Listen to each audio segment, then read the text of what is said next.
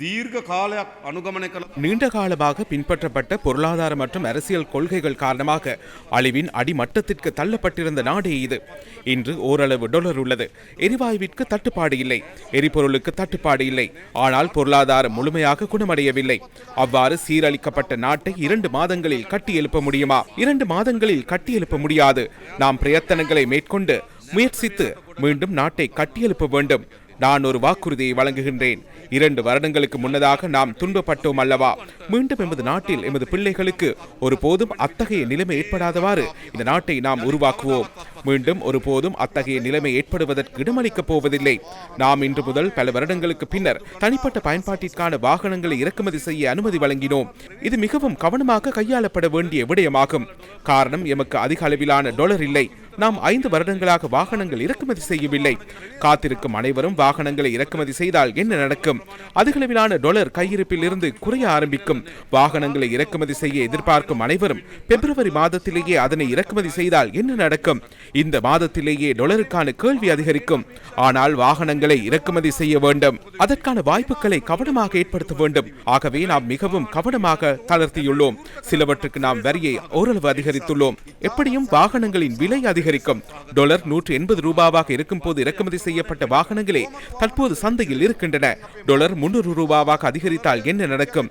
அந்த இடத்திலேயே 40 வீதத்தால் வாகனத்தின் விலை அதிகரிக்கும். டாலரின் விலை அதிகரிப்பு காரணமாக மாத்திரம் இவ்வாறு விலை அதிகரிக்கும். இதனை தவிர நாம் மேலும் சில வரிகளை விதித்துள்ளோம்.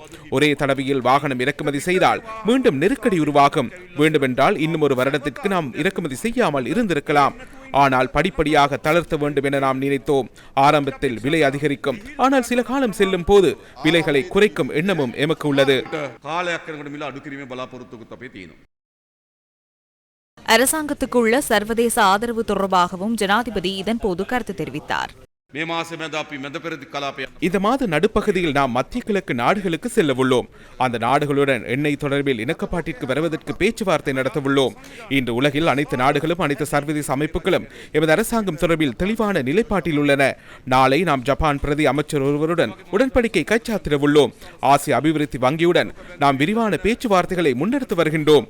உலக வங்கி இலங்கைக்காக இதுவரை ஒதுக்கிய மிகப்பெரிய ஒதுக்கீட்டை எதிர்வரும் ஆண்டுக்காக ஒதுக்கீடு செய்வதற்கு இணக்கம் தெரிவித்துள்ளது.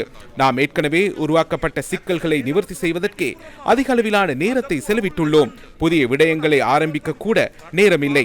அவர்கள் நாட்டை நிர்வகிக்கவில்லை. துறைமுகத்தின் பிரச்சனையை நான் கூறுகின்றேன். துறைமுகத்திற்கு சுமார் 78 லட்சம் கொள்கலன்கள் வருகின்றன. அந்த கொள்கலன்களில் 15 வீதம் மாத்திரமே நாட்டுக்குள் வருகின்றன. 85 வீதமானவை ஒரு கப்பலில் இருந்து மற்றொரு கப்பலுக்கு மாற்றப்படுகின்றன. பரிமாற்றம் மத்திய நிலையம் எமது நாட்டின் அமைவிடம் காரணமாக அது முக்கியத்துவம் பெறுகிறது. இந்தியாவில் எந்த ஒரு துறைமுகத்திலும் இவ்வளவு கொள்கலன்கள் பரிமாறப்படுவதில்லை. வெளியேற்றப்படுகின்ற 15 வீதத்தை விரைவாக வெளியேற்ற வேண்டும். அப்படி இல்லாமல் அங்கு நெரிசல் ஏற்பட்டால் பரிமாறுவதற்கு வருகின்ற கொள்கலன்கள் வராமல் போய்விடும். இவ்வாறு நெரிசல் ஏற்படும் என தெரிந்திருந்தால் அந்த 15 வீதத்தை வெளியில் எடுப்பதற்கு திட்டத்தை உருவாக்கி இருக்க வேண்டும். சில கொள்கலன்கள் பகல் வேளையில் விடுவிக்கப்படுகின்றன. பகல் விடுவிக்கப்பட்டாலும் இரவு வரை துறைமுகத்துக்குள்ளேயே வைத்திருப்பார்கள். பகல் வேளையில் புறக்கோட்டைக்கு செல்ல முடியாது. அரிசி பருப்பு அதிக அளவில் புறக்கோட்டைக்கு அல்லவா கொண்டு வரப்படுகிறது. இந்த பிரச்சனையை முன்கூட்டியே அறிந்து அதற்கான தீர்வுகளை தேடி இருக்க வேண்டும் அல்லவா? தற்போது நாம் ப்ளூ மெண்டல் பகுதியில் சுமார் 2 ஏக்கர் காணியை அடையாளம் கண்டு அதனை விரைவில் புனரமைக்க உள்ளோம். துறைமுகத்தில் இருக்கும் கொள்கலன்களை அங்கு கொண்டு சென்று பரிசோதிக்க உள்ளோம். பாரிய திட்டம் தொடர்பில் ஆசிய அபிவிருத்தி வங்கியுடன் கலந்துரையாடி வருகின்றோம். கிரவலப்பிட்டியவில் இந்த திட்டத்திற்கு 1.5 வருடங்கள் செல்லும்.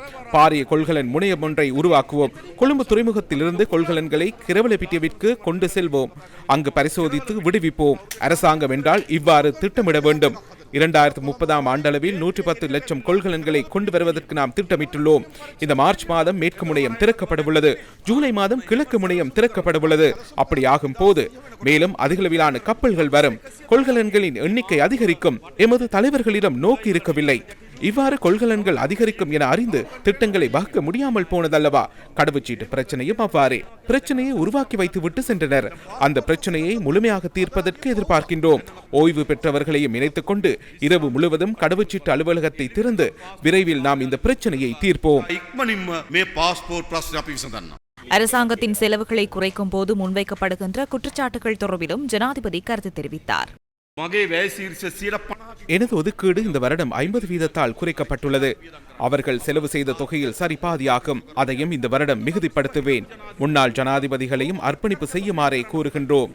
கடந்த வருடம் ஒரு ஜனாதிபதிக்கான பாதுகாப்பு செலவு 700 மில்லியன் ரூபாவாகும். அடலவாக மாதாந்த செலவு 600 லட்சம் ரூபாவாகும். ஒருவரின் பாதுகாப்புக்கு ஒரு மாதத்திற்கு 600 லட்சம் ரூபாவை சுமக்க முடியாது. அதில் நியாயமில்லை. நாம் பாதுகாப்பை குறைக்கும் போது பழிவாங்குகிறோம் என கூறுகின்றனர். பொதுமக்களின் பணத்தை வீண்விரயம் செய்ய வேண்டாம். அவர் இருக்கும் வீடு மிகப்பெரியது. இந்த மண்டபத்தை எடுத்துக்கொண்டால் 10,000 சதுர அடி பெரியது. அந்த வீடு 30,000 சதுர அடியை கொண்டுள்ளது. இந்த மண்டபத்தை விட 3 மடங்கு பெரியது. விளையாட்டு மைதானத்தை போன்ற வீடு. இருவர் மாத்திரமே இருக்கின்றனர். ஒரு மாடியே இருக்கின்றது. லிப்டும் பொருத்தப்பட்டுள்ளது. கொழும்பு 7 1 ஏக்கர் 3 பர்ச்சஸ் காணியில் அமைக்கப்பட்டுள்ளது. இதனை சுமக்க வேண்டுமா? நியாயம் இல்லை அல்லவா? அதிக சுமையாக உள்ளது. அது மிக பெரியது என கூறுகின்றோம். அப்போது என்னை வெளியேற்ற முயற்சிப்பதாக கூறுகின்றனர். என்னை பழிவாங்க முயற்சிப்பதாக கூறுகின்றனர். நாம் பழிவாங்குவதற்காக கூறவில்லை. மக்களின் பணத்தை இவ்வாறு விரயம் செய்ய வேண்டாம். சரியாக ஒரு வேளை உணவை பெற்றுக்கொள்ள முடியாத மக்கள் இருக்கின்றனர். இவ்வாறு தலைவர்களை பராமரிக்க வேண்டுமா? தேவையில்லை அல்லவா? தயவு செய்து வீட்டை வழங்குங்கள். இருப்பதற்கு ஒரு இடமில்லை என்றால் இருவருக்கும் ஏற்றொரு வீட்டை வழங்குவோம். இல்லை என எவ்வாறு கூற முடியும்? அவர் ஜனாதிபதி பதவியில் இருந்த 10 வருடங்களும் வங்கி கணக்கிற்கு வந்த சம்பளத்தை எடுக்கவில்லை. சம்பளம் வருவது கூட தெரியாது. அவர் அருகில் இருந்த பிரத்யேக செயலாளரே சம்பளத்தை கபலீகரம் செய்தார். அவர் மாத்திரமல்ல, புதல்வரும் அவ்வாறே. நான் அறிக்கைகளை கண்டேன். பல வருடங்களாக வங்கி கணக்கிற்கு சம்பளம் வந்து அவர் அதனை எடுக்கவில்லை. தமது அடிப்படை சம்பளம் மறந்து போகும் என்றால் அவர்களுக்கு எவ்வளவு பணம் இருக்க வேண்டும்? நான் மீண்டும் கூறுகின்றேன், இல்லை என்றால் நாம் தருகின்றோம். அந்த வீட்டை தரமாட்டோம். மற்றொரு முன்னாள் ஜனாதிபதியும் அவ்வாறே. அவரது வீடும் பாதுகாப்பு தரப்பினர் இருக்கும் பகுதியையும் சேர்த்தால் 15,000 சதுர அடிகள். 2 பேருக்கு 30,000 சதுர அடிகள். ஒருவருக்கு 15,000 சதுர அடிகள். நியாயமில்லை அல்லவா? நான் கூறுவதில் பழிவாங்கல் உள்ளதா? எமது நாட்டை ஒழுக்கமுள்ள நாடாக மாற்றுவோம். மக்களின் பணத்தை பாதுகாக்க நாம் பழகிக் கொள்வோம். கடந்த காலத்தில் வீண் விரயம் செய்தீர்கள். இனியாவது செய்யாமல் இருங்கள். அரசாங்கத்துக்கு எதிராக எதிர்க்கட்சிகள் இணைவது தொடர்பில் ஜனாதிபதி கருத்து தெரிவித்தார். பழைய தோல்வியடைந்த குழுவினர் எவ்வாறு ஒரு திட்டத்தை முன்னெடுத்து மீண்டும் அதிகாரத்தை கைப்பற்ற முயற்சித்தாலும் உங்களின் ஆதரவு இருக்கின்ற வரையில் இந்த அரசாங்கத்தை அனுப்ப முடியாது. அரசாங்கத்தை பொறுப்பேற்றது திரும்பிச் செல்வதற்கு அல்ல என்பதனை நினைவில் கொள்ளுங்கள். நினைவில் வைத்திருங்கள். இப்போது அவர்கள் விரைவாக குழப்பமடைய ஆரம்பித்துள்ளனர். விரைவாக ஒன்றிணைய ஆரம்பித்துள்ளனர். அடக்குமுறைக்கு எதிராக ஒன்றிணைகின்றார்களாம். என்ன அடக்குமுறை நடந்துள்ளது? அவர்கள் அல்லவா அடக்குமுறையை முன்னெடுத்தனர். ஆனால் நாம் சட்டத்தை நடைமுறைப்படுத்துவோம். அனைத்து குற்றங்கள் தொடர்பிலும், அனைத்து சட்டவிரோத செயற்பாடுகள் தொடர்பிலும் சட்டத்தை நிறைவேற்றுமாறு எமக்கு மக்கள் ஆணை வழங்கப்பட்டுள்ளது. அதுவே எமக்கு கிடைத்த மக்கள் ஆணை.